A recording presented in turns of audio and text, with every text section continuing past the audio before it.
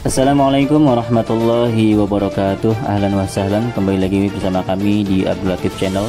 Sebelum ke pembahasan, jangan lupa untuk menekan tombol like, tombol subscribe bagi yang belum, dan tak lupa untuk menekan tombol notifikasi agar mendapat notif jika ada video baru, dan juga sebagai dukungan untuk perkembangan channel ini.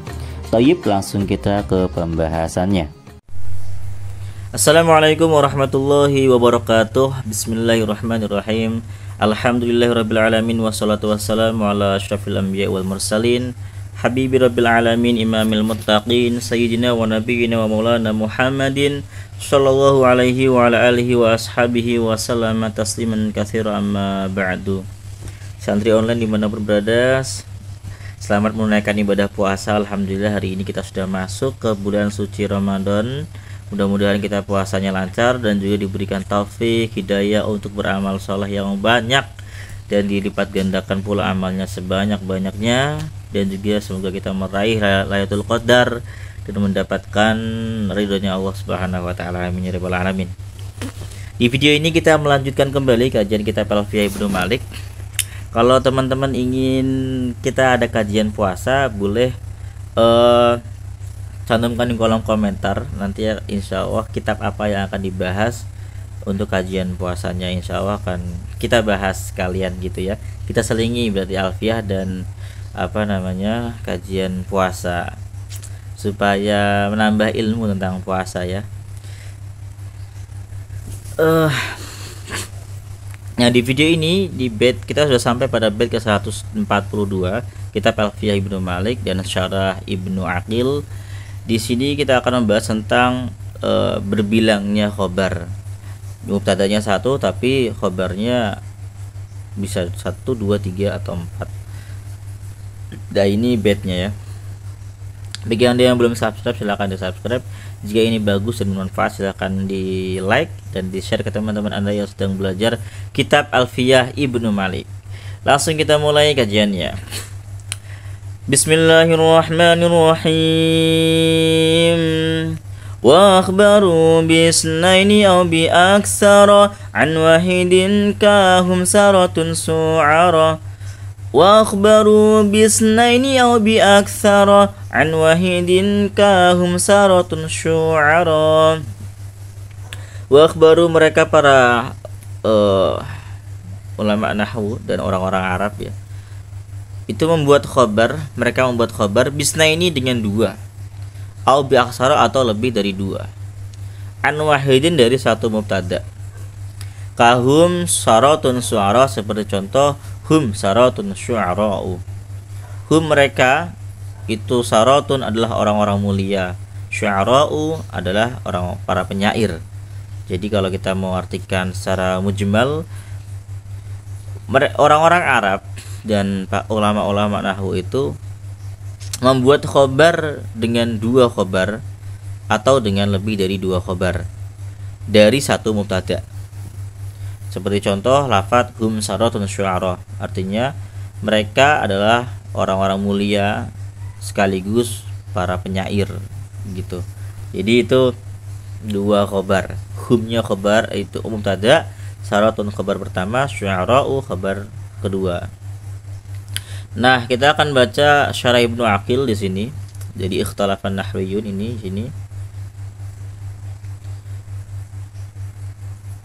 Ikhtilafan nahwiyuna fi jawazi ta'adudi khabaril mubtada'il wahidi bi ghairi harfi 'atfin. Para ulama nahwu berselisih tentang bolehnya berbilangnya khabar mubtada yang satu dengan tanpa huruf ataf. Ingat ya, di sini yang diperselisihkan adalah khobar mubtada lebih dari 1 ya, mubtadanya 1, khobarnya lebih dari 1 tapi dengan tanpa huruf ataf. Ini diperselisihkan apakah boleh begitu. Contoh Zaidun qaimun dhahikun, Zaid mubtada, Zaid itu qaimun berdiri, dhahikun sekaligus dia juga tertawa. Jadi Zaid itu orang berdiri dan orang tertawa, tapi tanpa ataf di situ. Fadzahaba qaumun, maka ada ulama atau ulama-ulama berpendapat, minhum diantaranya adalah al-musannif, yaitu Imam Ibnu Malik, ila jawazi dzalika. Mereka berpendapat boleh hal itu, yaitu mubtada satu kemudian dibuat khobar lebih dari satu, lebih dari dua, seperti dua atau lebih tanpa ataf, itu boleh menurut mereka. Sawa'un kana al-khabaru khabarani, sawa'un kana al-khabarani fi makna khabarin wahidin, sama saja baik kedua khabar tersebut dalam makna khabar satu dengan makna satu khabar. Kayak contoh hadza hulwun hamidun, ini adalah rasanya manis, hamidun dan enak gitu. Ini manis dan enak. Au muzun, ai muzun. Jadi hulwun dan hamidun itu satu makna, maknanya itu adalah muzun begitu. Am lam yakuna kadzalik, atau tidak demikian, artinya tidak satu makna. Kalau misalil awal seperti contoh yang pertama, yaitu Zaidun qaimun dhahikun. Zaidun qaimun dhahikun kan tidak semakna, berbeda makna dia. Kalau hadza hulwun hamidun satu makna, ini itu enak dan lezat gitu, enak dan lezat.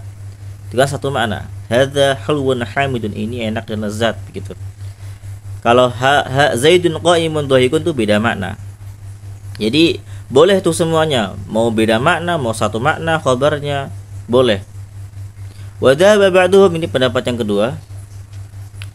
Sebagian ulama berpendapat ila annahu la yata'aladul khabaru, berpendapat bahwasanya tidak boleh berbilang khabar, tidak boleh khabarnya itu berbilang ila idza kana al-khabarun fi ma'na wa khabarin wahidin, kecuali kedua khabar tersebut dalam satu makna. Jadi yang diperbolehkan menurut pendapat yang kedua adalah yang contoh hadza hulwun hamidun, itu boleh dua khabar tanpa ataf. Tapi kalau yang Zaidun qaimun dhahikun enggak boleh menurut pendapat yang kedua, karena itu berbeda makna tanpa diataf. Fa illam yakuna kadzalika ta'ayyana al-'athfu, maka jika tidak satu makna, tidak seperti itu, maka ta'ayyana al-'athfu, maka harus ditentukan dengan huruf ataf. Fa in jaa min lisanil arabi syai'un bi ghairi 'athfin, maka jika ada dari lisannya orang Arab suatu perkataan yang seperti itu, artinya khabarnya lebih dari satu tapi maknanya beda, dan itu tidak tanpa ataf, qaddira lahu, maka harus ditakdirkan untuknya mubtada'un akharu, mubtada' yang lain.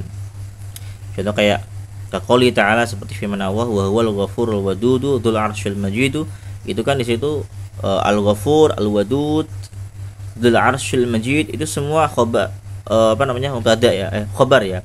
Wa huwa itu mubtada, al-ghafur itu khabar yang pertama, al-wadud itu khabar yang kedua, dzul arsyil majid khabar yang ketiga. Nah, di sini harus diperkirakan ada mubtada lagi, kayak contoh wa huwal ghafuru huwal wadudu, ada itunya lagi, ada huwanya lagi. Kalau menurut pendapat yang kedua begitu. Tapi maknanya sama. Dialah Allah zat yang maha pengampun, maha mencintai, dan pemilik arsy yang mulia, al-majidu yang mulia. Jadi 4 khobar di sini malah. Wa huwa al-ghafuru 1, al-wadudu 2, dzul arsy 3, al-majid 4. Tuh, 4 khobar di situ ya. Al-surat Al-Buruj ayat 14 sampai 15. Ini 4 khobar. Kalau menurut pendapat yang kedua, itu harus ditakdirkan mubtada di situ. Tapi kalau menurut pendapat yang pertama, tidak harus ada mubtada. Ya kita apa ada yang seperti itu, nggak perlu ada pentakdiran mubtada lagi. Itu pendapat 1 dan 2 ya. Ini ya wa qauli syair, dan seperti ucapan syair. Man yakudzabatin fahada batti muqayyidun musayyifun musyattin. Man yakudzabatin, barang siapa orangnya yang memiliki mantel, fahada batti, maka ini adalah mantelku. Muqayyidun, ini adalah yang melindungiku ketika musim panas yang sangat terik. Musayyifun, yang melindungiku ketika musim panas. Musyattin, yang melindungiku ketika musim dingin begitu. Jadi mantelnya ini serbaguna, bisa musim panas banget, dingin banget, maupun musim panas yang biasa. Ini mantel yang serbaguna. Nah, di sini yang dijadikan sebagai syahad apa namanya? Syahid adalah fahada batti. Hada ini kan mubtada, batti itu khabar, kemudian muqayyidun khabar kedua, musayyifun khabar ketiga, musyatti itu khabar keempat. Jadi banyak tuh, ada 4 khabar. Nah, di sini menurut pendapat yang pertama tidak perlu ditakdirkan mubtada. Kalau menurut pendapat yang kedua harus ditakdirkan mubtada. Jadi opsional aja begitu. Tapi artinya sama. Ini adalah mantelku, melindungi ketika panas, melindungi ketika musim panas biasa. Kalau muqayyid itu panas yang sangat luar biasa, muqayyidun itu. Kemudian musyattin itu dari kata syita, musim dingin ya. Wa qawlihi, dan ada juga ucapan penyair, yanamu bi ihda muqlatayhi wa yattaqi bi ukhra al-manaya fa huwa yaqdhanu naimun. Yanamu, dia tertidur, dia tidur bi ihda muqlatayhi dengan salah satu matanya. Jadi yang satu merem, yang satu masih melek ya. Wa yattaqi, dan dia waspada bi ukhra, dengan mata yang lain. Jadi yang satu merem, yang satu melek ini. Yang dia waspada dengan mata yang lain. Waspada terhadap apa? Almana, yang terhadap kematian. Karena posisinya lagi sedang dalam kondisi yang mencekam gitu. Jadi dia tidurnya tuh artinya nggak nyenyak ya. Ini tidur yang nggak nyenyak maksudnya, bukan berarti gini beneran ya. Cuma kiasan aja ya. Dia tuh saking nggak nyenyaknya tidur, saking gelisahnya tidur, dia tuh tidurnya kesentak dikit langsung bangun begitu. Karena ibarat tadi, satu tidur satu terjaga gitu. Fawa yaqdhanu naimun, maka dia, huwanya mubtada, yaqdhanu itu khabar pertama, naimun khabar kedua. Maka dia itu yaqdhanu bangun, naimun dan juga tidur. Jadi bangun dan tidur. Ini menggambarkan orang yang tidurnya itu sangat waspada banget. Ini kayaknya tentara lagi perang gitu. Tentara perang kan tidurnya kayak gitu ya. Nah, kemudian pendapat yang ketiga, wa za'ama ba'duhum, sebagian ulama nahwu juga berpendapat annahu la yata'addadul khabaru illa idza kana min jinsin wahidin. Tidak boleh berbilang khabarnya kecuali jika dari satu jenis. Jadi khabar itu boleh berbilang kecuali jika hanya boleh berbilang jika berasal dari satu jenis. Contoh ka'iyakun al-khabarun masalan mufradaini. Seperti dua khobar itu berupa mufrad keduanya. Kalau keduanya mufrad berarti boleh. Zaidun qaimun dhahikun. Nah, ini kan contoh yang khobar mufrad dua-duanya. Zaidun mubtada, qaimun khobar mufrad, kemudian dhahikun juga khobar mufrad. Au jumlatain, atau keduanya berupa khobar jumlah. Nahwu Zaidun qama dhahika, Zaid itu qama berdiri, itu dhahika juga tertawa. Nah, koma itu jumlah fi'liyah, doika jumlah fi'liyah. Keduanya sama-sama jumlah fi'liyah, menjadi khobar bagi Zaidun. Ada 2 khobar berarti. Fama idza kana ahaduhuma mufradan wal akharu jumlatan fala yajuz dzalika. Maka jika salah satunya mufrad dan salah satunya yang lain itu khobar jumlah, tidak boleh ya, tidak boleh disusun seperti itu. Fala taqulu, maka tidak boleh mengatakan kamu Zaidun qaimun dhahika. Zaid itu qaimun berdiri, dhahika tertawa. Nah, tidak boleh seperti itu dengan anggapan bahwasanya Zaid mubtada, qaimun khabar pertama, dhahika khabar kedua. Karena khabar pertama dan khabar kedua tidak sama jenisnya. Yang pertama itu qaimun berupa khabar mufrad, sedangkan dhahika itu berupa khabar jumlah, maka tidak boleh seperti ini. Hakadza za'ama hadzal qail. Ini pendapat orang yang pendapat ketiga gitu. Wa yaqau fi kalamil mu'ribin lil Qur'anil Karim, dan terjadi dalam pembahasan orang-orang yang mengi'rab Al-Qur'an wa ghairi dan selain Al-Qur'an, tajwiz zalika, boleh hal itu. Terjadi pembolehan terhadap hal itu. Kasiron, banyak. Jadi boleh kalau menurut orang-orang yang mengi'rab Al-Qur'an. Wa minhu qauluhu ta'ala, di antaranya adalah firman Allah, fa idza hiya hayyatun tas'a, maka tiba-tiba dia hayyatun, menjadi ular, tas'a yang berjalan. Jadi jawazu kauna tas'a, mereka membolehkan keberadaan tas'a khabaran sanian sebagai khabar kedua. Jadi hiya mubtada, hayyatun khabar pertama, tas'a khabar kedua gitu. Lanjut, wala yata'ayyanu dzalika, dan tidak diharuskan seperti itu. Li jawazi kaunihi halan, karena juga boleh kemungkinan tas'a menjadi hal. Gitu, hal bagi hiya, bagi lafadz hiya.